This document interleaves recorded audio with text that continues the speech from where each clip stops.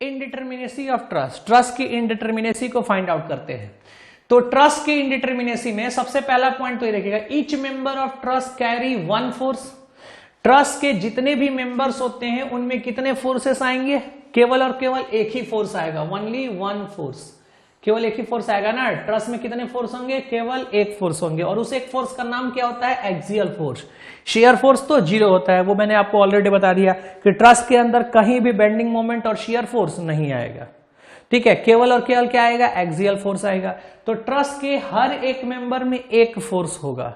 तो अगर एक फोर्स है तो वो अननोन है ना, उसी चीज की तो हमें कैलकुलेशन करके जानी है। जैसे फॉर एग्जांपल ये आपका ट्रस है और यहां पे लोडिंग वगैरह कर दी जाए, जैसे मान लीजिए यहां पे लोडिंग कर दिया गया, यहां पे लोड लगा दिया 10 किलो न्यूटन का, है ना, इधर में लोड लगा दिया, ऊपर से लोड लगा दिया 50 किलो न्यूटन का, इस तरीके से। और पूछा जाए कि बताओ ये बीसी में, एफ बी सी, ये बीसी में फोर्स कितना आएगा?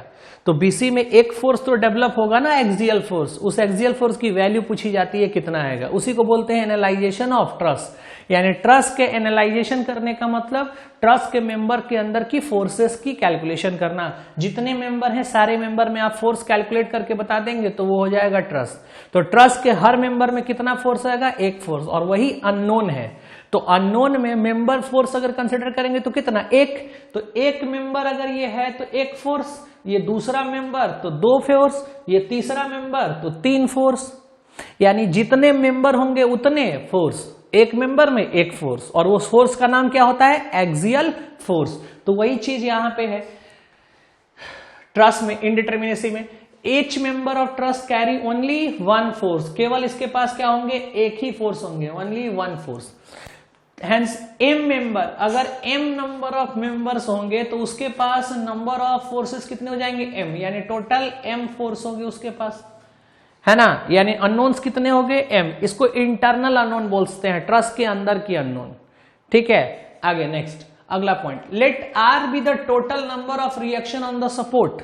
जो सपोर्ट है उस सपोर्ट पर कितने रिएक्शन है? r। यानी सपोर्ट का मतलब, जैसे मान लो कि ये आपका ट्रस है, ठीक है, ये पिन ज्वाइंट है, ये पिन ज्वाइंट है, ये पिन ज्वाइंट है, और ये आपने बाहर में क्या बना दिया? ये बाहर में आपने बना दिया सपोर्ट। एक हिंज सपोर्ट है, एक रोल। और हिंज सपोर्ट पर कितने रिएक्शन आते हैं? दो रिएक्शन आते हैं। ये जो आपका हिंज सपोर्ट है इस पर कितने रिएक्शन आएंगे? दो रिएक्शन आएंगे। एक रिएक्शन ये आएगा हॉरिजॉन्टल में, एक रिएक्शन ये आएगा वर्टिकल में, और यहां एक रिएक्शन आएगा। तो रिएक्शन कितने हो गए? तीन। तो ये हमने मान लिया कि let r be the total number of reaction. ये रिएक्शन कितने होंगे ये भी आपको कैलकुलेट करना होता है कि ये रिएक्शन कितना होगा, तो ये भी अननोन में ही है। तो इसको बोलते हैं एक्सटर्नल अननोन और इसको बोलते हैं इंटरनल अननोन। तो सारे अननोन्स को अगर मिला दिया जाए तो टोटल नंबर ऑफ अननोन्स कितने हो गए? तो आर रिएक्शन हो गए, आर, ये लेट स्मॉल आर लिखा है, small r with the total number of reaction on the support, ठीक है। तो टोटल नंबर, अब स्ट्रक्चर जब दिया रहेगा वहां पे काउंट कर लेंगे ये कितना है। अभी इसको आर से लेकर के चलते हैं, आर नंबर है ना। आर का वैल्यू 3 हो सकता है, 4 हो सकता है, 2 हो सकता है, कुछ भी हो सकता है। तो आपके टोटल नंबर ऑफ अननोन से यहाँ पे कितने हो गए? तो टोटल नंबर ऑफ अननोन्स अब आप यहाँ पे देखोगे तो कितने हो गए? m नंबर ऑफ अननोन्स हो गए इंटरनल मेंबर फोर्स में, और r हो गए रिएक्शन पर, तो m प्लस r। तो यहाँ पे total number of unknowns, total number of unknowns is equal to कितना? m plus r। क्लियर है? आई होप आपको ये चीजें समझ में आ रही होगी। तो टोटल नंबर ऑफ अननोन कितने हो गए? m plus r।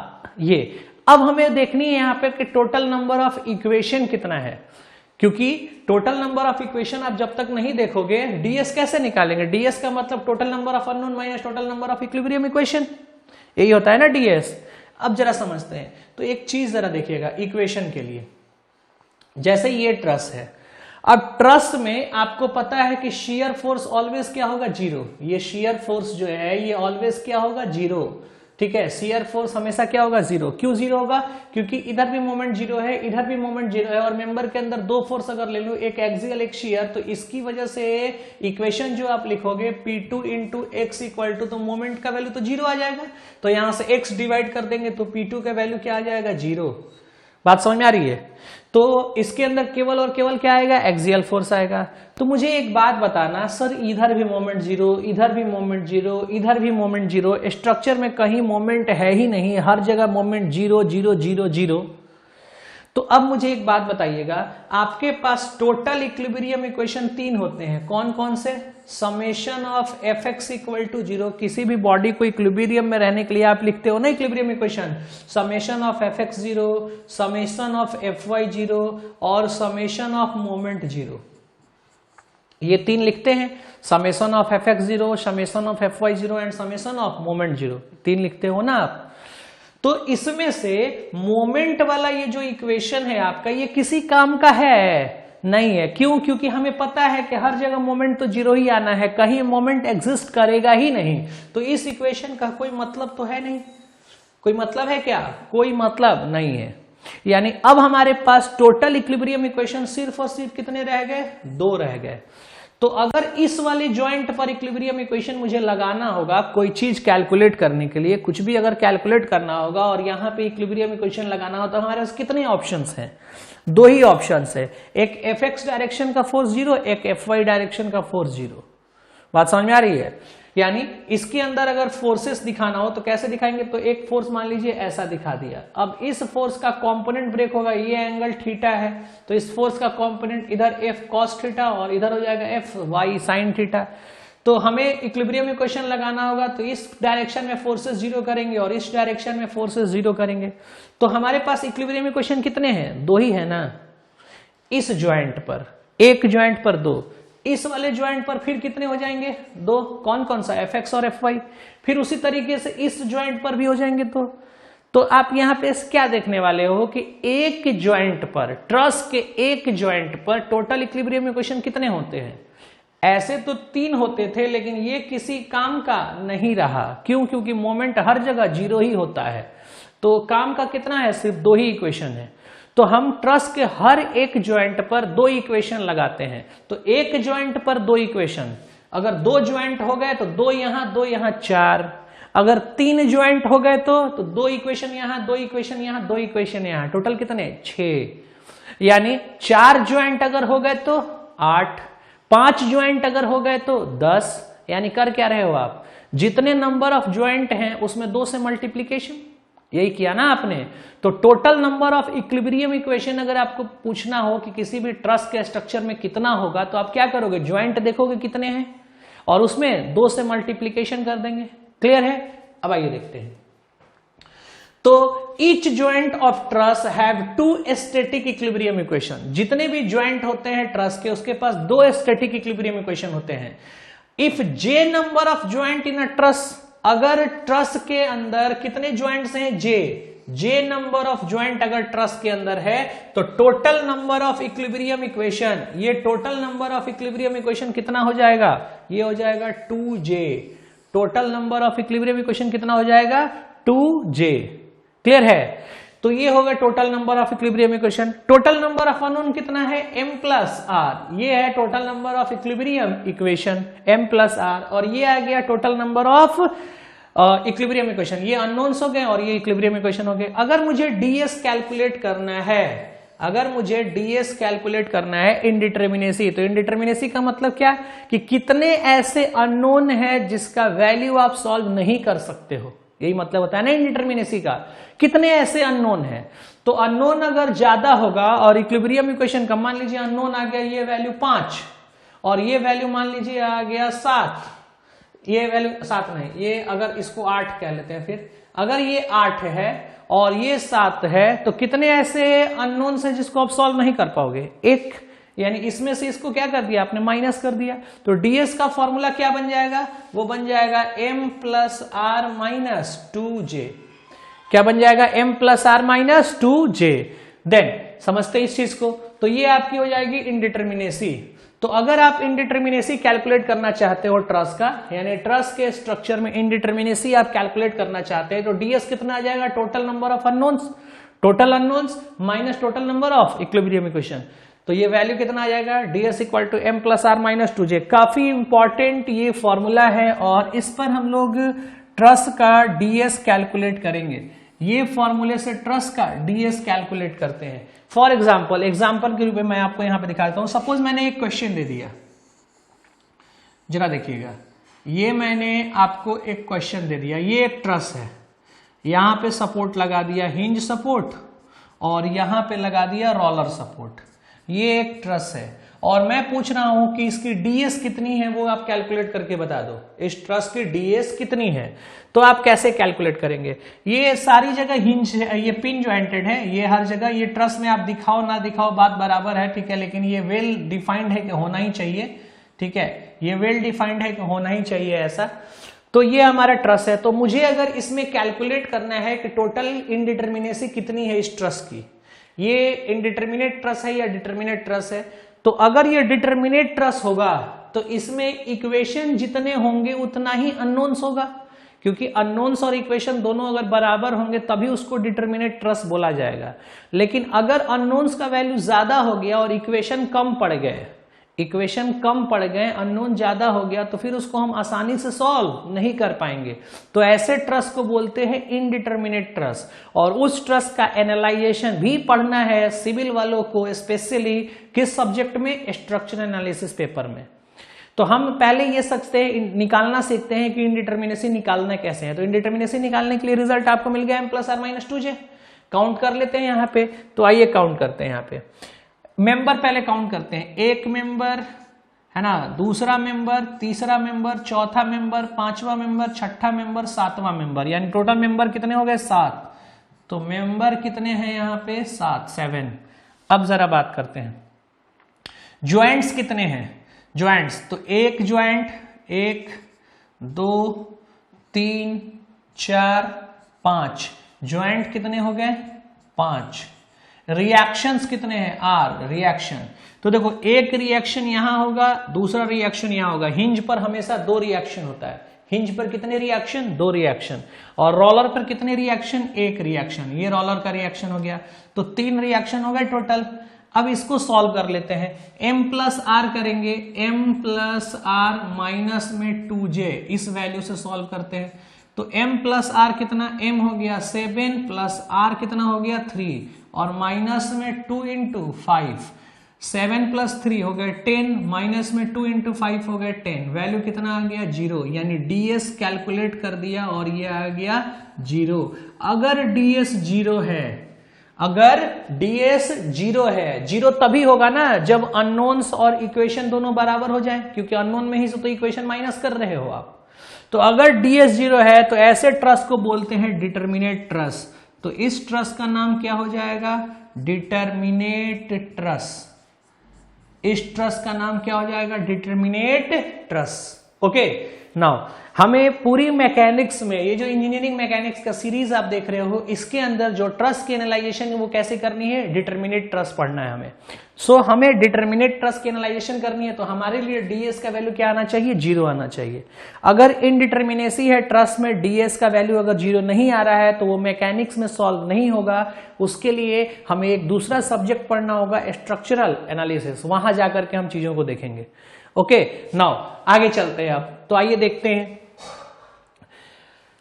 Indeterminate truss. कुछ क्वेश्चंस वगैरह प्रैक्टिस करते हैं। सपोज दिस, इस क्वेश्चन की ds कैलकुलेट करना है आपको, ठीक है। इस क्वेश्चन का क्या निकालना है आपको? ds कैलकुलेट करना है। कैसे कैलकुलेट करोगे आप?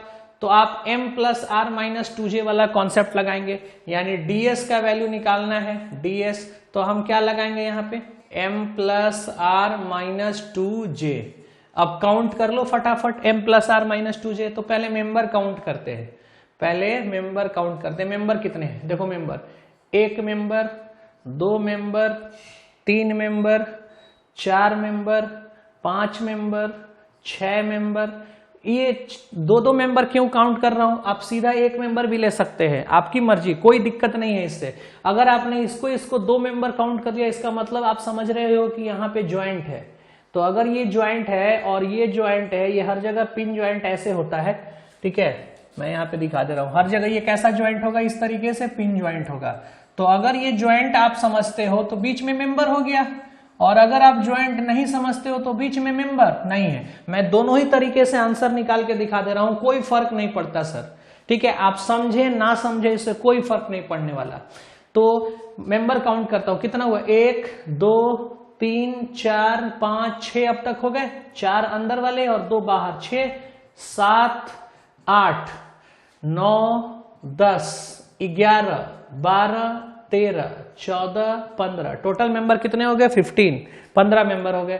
तो यहां पे हमने लिख दिया टोटल मेंबर कितने हो गए, 15 प्लस रिएक्शन काउंट करते हैं, 2 रिएक्शन यहां, 1 रिएक्शन यहां, 3 और 2 यहां, हिंज है ना ये, तो हिंज पर 2 रिएक्शन होते हैं, तो 2 1 3 3 और 2 5, ये माइनस में 2 इंटू जे की वैल्यू काउंट कर ले, ज्वाइंट्स काउंट करते हैं, 1 2 3 4 5 6 7 8, तो 8 ज्वाइंट यहां पे हो गए। वैल्यू सॉल्व कर दिया, 15 और 5 20 माइनस 16, ये कितना आ गया, 4, डीएस कितना आ गया, 4। क्लियर है क्या, डीएस की वैल्यू कितनी आ गई, 4। अगर आप इसको चाहते तो बिना इसको ज्वाइंट कंसीडर किए भी आप सॉल्व कर सकते थे, आंसर कितना आएगा, 4 ही आएगा। तो नेक्स्ट देखते हैं, इसी क्वेश्चंस को हमें सॉल्व करना है, लेकिन इस बार मैं क्या कर रहा हूं कि यहां ज्वाइंट कंसीडर नहीं कर रहा हूं। तो ज्वाइंट अगर कंसीडर नहीं करूंगा तो ये देखो, ये ज्वाइंट रहा, ये ज्वाइंट रहा, ये ज्वाइंट रहा, ये ज्वाइंट रहा, ये ज्वाइंट रहा और ये ज्वाइंट रहा। ज्वाइंट केवल इनको मान लिया, बीच में ज्वाइंट नहीं माना। तो अगर बीच में अपने ज्वाइंट नहीं मिला तो अब m plus R minus 2j इसको लिखना है हमें। तो m कितना है हम वो देखते हैं, m कितना है, m काउंट करते हैं। तो m के लिए मेंबर, 1 मेंबर 2 मेंबर 3 मेंबर और पूरा ये हो जाएगा 4 और ये पूरा 5 ही मेंबर होगा। आगे 6 मेंबर 7 मेंबर 8 9, ये 10 और ये 11, टोटल मेंबर कितने हो गए, 11। तो मेंबर हमने लिख लिया यहाँ पे 11 प्लस रिएक्शन काउंट कर ले, 2 3 और 2 5, रिएक्शन तो 5 ही है, तो ये आ गया माइनस 2 इंटू ज्वाइंट कितने हो जाएंगे, 1 2 3 4 5 6 ज्वाइंट हो गए यहाँ पे। तो ये कितना आ जाएगा, 11 और 5 16 और 6 और 2 कितना मल्टीप्लाई हो जाएगा, 12, ये कितना आ जाएगा, 4। फिर से आंसर कितना आ गया, देखो 4। बात समझ में आ रही है। तो आप बीच वाले मेंबर को काउंट करें ना करें बात बराबर है, डीएस इस तरीके से कैलकुलेट करते हैं। अब ये स्ट्रक्चर डिटर्मिनेट है या इनडिटर्मिनेट वो आप बताना, ये स्ट्रक्चर डिटर्मिनेट है या इनडिटर्मिनेट। तो ये स्ट्रक्चर आपका इनडिटर्मिनेट है क्योंकि इसकी डीएस कितनी आई है, ये आपने क्या निकाला है इसका डीएस, तो इसकी डीएस की वैल्यू कितनी आई है 4, यानी इसमें 4 ऐसे अननोन है। 4 का मतलब क्या हुआ कि इसमें 4 ऐसे अननोन हैं जिसका वैल्यू हम इक्विलिब्रियम इक्वेशन की सहायता से कैलकुलेट नहीं कर सकते हैं। बात समझ में आ रही है। तो ये इनडिटर्मिनेट स्ट्रक्चर हो गया। तो आई होप आपको डिटर्मिनेसी इनडिटर्मिनेसी समझ में आ गई होगी और स्ट्रक्चर का इनडिटर्मिनेसी कैसे निकालते हैं वो भी आपको क्लियर हो गया होगा। ठीक है, चलिए आगे चलते हैं नेक्स्ट। अब मैं आपको एक डायरेक्ट ट्रिक बताने जा रहा हूं जिससे आप ये वैल्यू कैलकुलेट कर सकते हो कॉम्पिटिटिव एग्जामिनेशन में। ये तो सेमेस्टर का तरीका हो गया, सेमेस्टर वगैरह में ऐसे हम लोग फाइंड आउट करते हैं। कंपटीशन में इतना टाइम आपके पास नहीं होता है कि आप इस तरीके से बैठ करके काउंट करते रहोगे, तो वहां पे हमें डायरेक्टली बताना होता है। तो उसके लिए हम क्या करते हैं, तो उसके लिए एक कॉन्सेप्ट है। कॉन्सेप्ट क्या है, देखना कि जो डीएस होता है ना, ये डीएस टोटल इंडिटर्मिनेसी जो होती है वो 2 तरीके से निकलती है, 2 चीजों को मिला करके बनती है। एक इंटरनल डीएसआई और दूसरा एक्सटर्नल डीएसई। एक इंटरनल इंडिटर्मिनेसी और दूसरा एक्सटर्नल इंडिटर्मिनेसी, और दोनों को जोड़ देंगे तो क्या आ जाता है, टोटल इंडिटर्मिनेसी। ये तरीका होता है।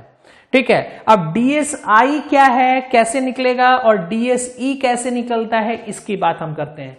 तो देखो डीएसई के लिए तो सिंपल सा तरीका है सर। डीएसई के लिए जब भी आपके पास कोई भी स्ट्रक्चर है, जैसे इस स्ट्रक्चर का हमें एक्सटर्नल, ई का मतलब एक्सटर्नल, आई का मतलब इंटरनल, तो हमें एक्सटर्नल चीजों को कैलकुलेट करना है। जैसे मान लीजिए कि यहां ये रिएक्शन आपको दिख रहा है सपोर्ट, हमें एक्सटर्नल चीजों को कैलकुलेशन करनी है कि एक्सटर्नल इंडिटर्मिनेसी कितनी, यानी केवल एक्सटर्नल वाली चीजें देखनी है, इंटरनल नहीं। यानी अंदर ये क्या है इससे कोई मतलब नहीं है, केवल हमें बाहर से देखना है इसको। तो बाहर से जब आप देखोगे तो बाहर से कितने रिएक्शन होंगे, एक रिएक्शन यहां, दूसरा रिएक्शन यहां और तीसरा रिएक्शन यहां। बात समझ में आ रही है, पहली बात। दूसरी बात कि बाहर से जब आप इस स्ट्रक्चर को देखोगे, ध्यान से सुनना, ये काफी इंपॉर्टेंट लाइन है क्योंकि इसी के ऊपर ट्रस्ट की एनालिसिस जो है उसका कॉन्सेप्ट डिपेंड करेगा। जब आप बाहर से इसको देखोगे तो अंदर क्या है ये तो पता ही नहीं है ना सर, अंदर क्या है वो तो पता ही नहीं है कि ट्रस्ट है कि क्या है।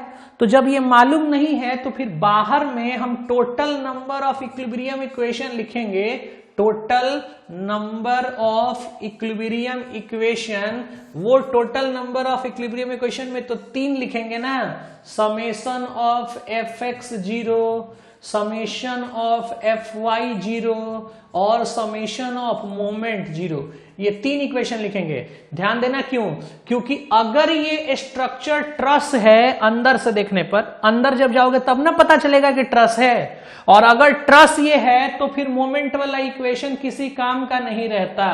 तो हम इक्वेशन कितना यूज करते हैं, 2 यूज करते हैं, लेकिन ये तो अंदर की बात हो गई ना, बाहर से क्या पता कि स्ट्रक्चर कौन सा है। क्लियर है? तो जब भी बाहर से एक्सटर्नली चीजों को एनालाइज करना होगा तो नंबर ऑफ इक्विलिब्रियम इक्वेशन कितना बताएंगे, 3 बताएंगे। कितने? 3। लेकिन जब इंटरनली चीजों को एनालाइज करना होगा तो नंबर ऑफ इक्विलिब्रियम इक्वेशन एक जॉइंट पर कितना बताएंगे, एक जॉइंट पर 2। बात समझ में आ रही है? ये बहुत बड़ा कंफ्यूजन होता है बच्चों के इस बीच में, इसलिए इस चीज को प्लीज क्लियर कर लो आप कि when a truss is analyzed externally then we have total number of equilibrium equation 3, but in case of internal analyzation we have only 2 equilibrium equation at each joint. Okay, now आगे समझते हैं। अब तो total number of equilibrium equation कितने हो गए हमारे पास, 3, और रिएक्शन कितने हैं, 3। रिएक्शन कितने हैं, बाहर से, केवल बाहर वाला देखना है। रिएक्शन कितना है, 3, और ये इक्विलिब्रियम इक्वेशन कितने हैं, 3। तो अननोन, ये अननोन किसको बोलते हैं, रिएक्शन को ही। तो अननोन 3 है और 3 इक्विलिब्रियम इक्वेशन, माइनस कर देंगे, वैल्यू कितना आ जाएगा, 0 आ जाएगा। यानी डीएसई जब भी निकालना हो तो फटाफट केवल रिएक्शन देखते हैं। अगर मान लो कि यहां का सपोर्ट, सपोज यहां का जो सपोर्ट है आपका ये हिंज होता, ये रोलर ना होकर के कैसा होता, हिंज होता। सपोज ये जो सपोर्ट है ये भी आपका कैसा होता, हिंज होता। तो यहां पे कितने रिएक्शन आते हैं, 2 रिएक्शन यहां, एक यहां, 2 रिएक्शन इधर और 2 रिएक्शन इधर, टोटल कितने हो जाते, 4। लेकिन इक्विलिब्रियम इक्वेशन हमारे पास कितना होता है, वो तो 3 ही होता है ना सर। इक्विलिब्रियम इक्वेशन कितना रहता है, वो तो 3 ही रहता है। तो अब बताओ डीएसई कितना, डीएसई एक्सटर्नल वाला कितना आ जाएगा, 4 - 3। तो फटाक से लिख लेंगे, काउंटिंग करने की जरूरत तो नहीं है एक्सटर्नल में, फटाक से फटाफट देखेंगे कि सपोर्ट पर कितने रिएक्शन है, रिएक्शन -3। हर बार 3 ही करेंगे क्योंकि बाहर में ऑलवेज इक्विलिब्रियम इक्वेशन आपके पास कितना होता है, 3 ही होता है। तो रिएक्शन देखेंगे फटाफट कितना होता है, -3 कर देंगे, डीएसई निकल जाएगा। तो अब आप बताना जरा इस स्ट्रक्चर का डीएसई, इस स्ट्रक्चर की डीएसई कितनी आ गई, जल्दी से फटाफट आंसर आ गया क्या, बिल्कुल आ गया। कितना, 2 3 2 5 रिएक्शन -3 कर दिया, 2 आ गया डीएसई। यानी डीएसई कितना आ गया, 2। बात समझ में आ रही है? तो डीएसई निकालना सीख गए। डीएसई कैसा निकालेंगे, रिएक्शन -3 कर देंगे। अब बात करते हैं डीएसआई की, क्योंकि डीएस जो होगा वो कितना होता है, तो डीएसई प्लस डीएसआई। तो डीएसई आप निकालना सीख गए, ये कितना आ गया, 2 आ गया। कैसे आप निकाल दिया, 2 1 3 और 2 5, 5 - 3 2 आ गया ये फटाक से। और डीएसआई कितना होता है, तो देखो डीएसआई के लिए हम ट्रस का बेसिक कॉन्सेप्ट यूज करते हैं, जो डेफिनेशन है ट्रस का। ट्रस की डेफिनेशन क्या थी कि ट्रस को हम पिन ज्वाइंटेड कनेक्ट करते हैं ट्रायंगल फ्रेमवर्क में। तो आप जरा एक चीज देखना, ट्रायंगल फ्रेमवर्क में अगर सर आपने कनेक्ट किया है तो ये वाला एक मेंबर तो एक्स्ट्रा नहीं दिख रहा है आपको इस स्क्वायर में, इस रेक्टेंगल में। ये जो स्क्वायर या रेक्टेंगल आपको 4 क्वाड्रिलेटरल दिख रहा है उसमें एक डायगोनल एक्स्ट्रा नहीं दिख रहा है। अगर ये एक डायगोनल हटा दे तो भी तो ट्रायंगुलर फ्रेमवर्क रह जाएगा, रहेगा या नहीं रहेगा। अगर इस स्ट्रक्चर को मैं ऐसा कन्वर्ट कर दूं, ये स्ट्रक्चर है, इसमें एक ही डायगोनल अगर ये दे दूं तो ट्रायंगल नहीं दिख रहा है, ये भी ट्रायंगल है, ये भी ट्रायंगल है। तो ये एक्स्ट्रा हो गया ना मेंबर, और एक्स्ट्रा मेंबर को ही तो आप इंडिटरमिनेसी में काउंट करते हो। तो यहां पर कितने एक्स्ट्रा हो गए, 1। उसी तरीके से इसमें भी 1। तो अंदर में, ट्रस के अंदर में एक एक्स्ट्रा यहां पर, एक एक्स्ट्रा यहां पर। तो इंटरनल इंडिटरमिनेसी ट्रस का कितना है, 2। एक इधर 2 हो गए। तो ये वाला जो इंटरनल है वो कितना हो गया, 2 2 + 2 कितने आ गए, 4। फिर से इसका आंसर 4 आ गया क्या? ठीक है, तो ऐसे फटाफट कैलकुलेट करते हैं। आंखों से देखेंगे कि एक्सटर्नल कितना है, इंटरनल कितना है। एक्सटर्नल कैसे देख लेंगे, 2 3 2 5, 5 - 3 2 आंसर। और इंटरनल देख लेंगे, एक एक्स्ट्रा यहाँ है, एक एक्स्ट्रा यहाँ है, तो 2 आंसर इसका, दोनों को मिला दिया, 4 आंसर हो गया। अब आप जितनी देर में काउंट करोगे ना कि m टोटल कितना है, r कितना है, ज्वाइंट कितना है, और इक्वेशन लिख करके माइनस करोगे, उतनी देर में तो आंसर आ जाएगा। है ना कमाल की बात। चलिए आगे समझते हैं। इसी चीज को हम लोग एक और नाम से कहते हैं, इसी को बोलते हैं कि सर अगर ट्रस के इस फ्रेम में जहां डबल डायगोनल दिख रहा है, एक डायगोनल है तो सही है, अगर डबल डायगोनल आ गया तो हर डबल डायगोनल के लिए DSI का वैल्यू कितना हो जाएगा, 1 हो जाएगा, क्योंकि एक एक्स्ट्रा है इसमें। तो अगर 2 डबल डायगोनल दिख रहे हैं, यहां भी डबल डायगोनल, यहां भी डबल डायगोनल, इस पैनल में एक डबल डायगोनल यहां, एक डबल डायगोनल यहां, तो 2 डबल डायगोनल अगर दिख रहे हैं तो DSI का वैल्यू कितना हो गया, 2 हो गया। तो इसी को नोट में शॉर्ट में लिख लेते हैं यहाँ पे। तो नोट में इसी को लिख लिया स्टेटमेंट में, ठीक है, नोट में स्टेटमेंट में लिख लिया यहाँ पे, स्टेटमेंट में क्या लिख लिया, स्टेटमेंट। तो स्टेटमेंट हमने यहां पे लिख लिया कि in simple truss if there is a double diagonal panel exist then the truss become internally indeterminate by degree equal to number of double diagonal. कितने के बराबर होगा इंडिटरमिनेसी, तो इंडिटरमिनेसी जो होगा वो बराबर हो जाएगा equal to number of double diagonal panel, यानी जितने डबल डायगोनल उसके अंदर है। बात समझ में आ रही है। तो DSI कितना हो जाएगा, number of double diagonal panel. I hope आपको ये चीजें क्लियर हो गई होंगी। चलिए अब आगे चलते हैं नेक्स्ट। तो आपको DS निकालना आ गया, किसी भी स्ट्रक्चर का आप DS बता सकते हो क्या, तो इस क्वेश्चन का DS बताना फटाफट। इस क्वेश्चन का DS कैसे कैलकुलेट करेंगे DS, तो DS आप m+r से कैलकुलेट कर लेना, मैं आपको डायरेक्ट बताता हूं। देखो एक कमी है यहाँ पे, एक यहां डायगोनल कमी है, क्योंकि ये ट्रस नहीं बन पाएगा ना, तो एक डायगोनल का यहां कमी है। तो आप ऐसे में जहां कमी हो, जहां एक्स्ट्रा है वहां प्लस में लिख लोगे, और जहां कमी है वहां माइनस में लिख लोगे। तो DSI में क्या हो जाएगा, -1। DSI में क्या हो जाएगा, -1। और DSE में कितना हो जाएगा, DSE में 2 3 2 5, 5 - 3, 5 - 3 कितना आ जाएगा, 2। ये दोनों को जोड़ दिया, दोनों को जोड़ देंगे तो कितना आ जाएगा, +1। ये आपका आंसर आ गया DS, ये आंसर आ गया DS। बात समझ में आ रही है। अगर आपको कैलकुलेट करना है तो चलो एक क्वेश्चन में यहाँ पे कैलकुलेट करके दिखा देता हूं, m+r - 2j से।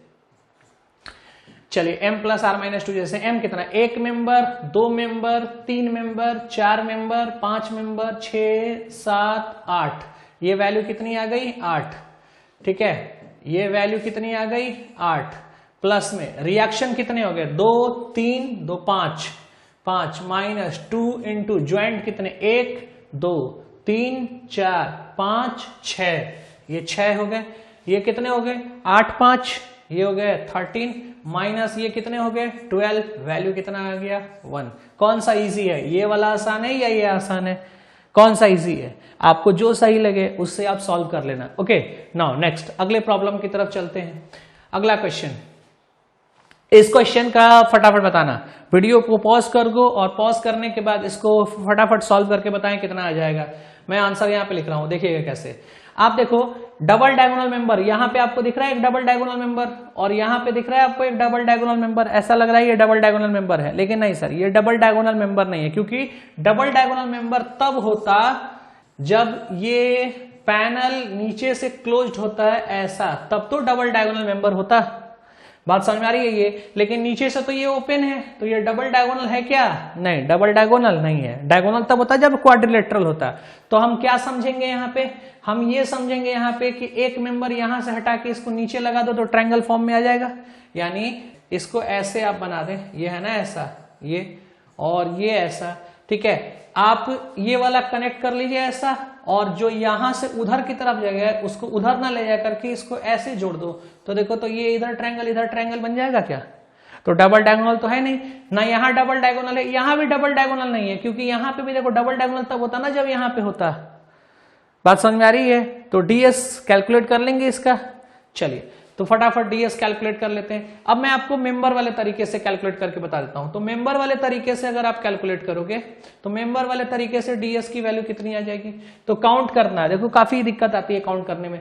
1 2, ठीक है, 1 member, 2 member, 3 member, 4 member, 5 member, 6 member, 7 8 9 10 11, total member कितने हो गए 11, प्लस रिएक्शन कितने हो गए 3, -2 इंटू ज्वाइंट्स कितने 1 2 3 4 5 6 7 हो गए। यहाँ पे ये हो गए 11 और 3 14 और -14, वैल्यू कितना आ गया 0 आ गया ना 0। वैसे भी डायरेक्ट ना DSI इसमें है वो भी 0 और DSE भी 0। कैसे, क्योंकि 3 ही रिएक्शन है, 3 - 3 0, ये भी 0, सम कर दिया ये भी 0। क्लियर है क्या? आगे चलते हैं नेक्स्ट अगला सवाल। इस क्वेश्चन का बताइएगा फटाफट, ठीक है। अब आप m+r वाले से कैलकुलेट कर लेना, मैं DSI से डायरेक्ट यहां पे लिख रहा हूं। तो DSI कितना हो जाएगा इसका, तो देखो एक एक्स्ट्रा यहां है, एक एक्स्ट्रा यहां है, लेकिन एक कमी भी तो है ना यहां पे। तो हम ऐसा सोचेंगे कि इधर का एक एक्स्ट्रा निकाल के यहां लगा दिया तो बचा कितना, एक ही। तो DSI कितना हो जाएगा 1 और DSE कितना हो जाएगा इसका, तो 2 और 1 3, 3 - 3 0। इसको सॉल्व कर देंगे, आंसर आ जाएगा DS का कितना 1, एक आंसर हो जाएगा। आप जोड़ करके m+r - 2j से कैलकुलेट कर लेना, आप m+r - 2j से ये कैलकुलेट कर लेना, यही आएगा आंसर।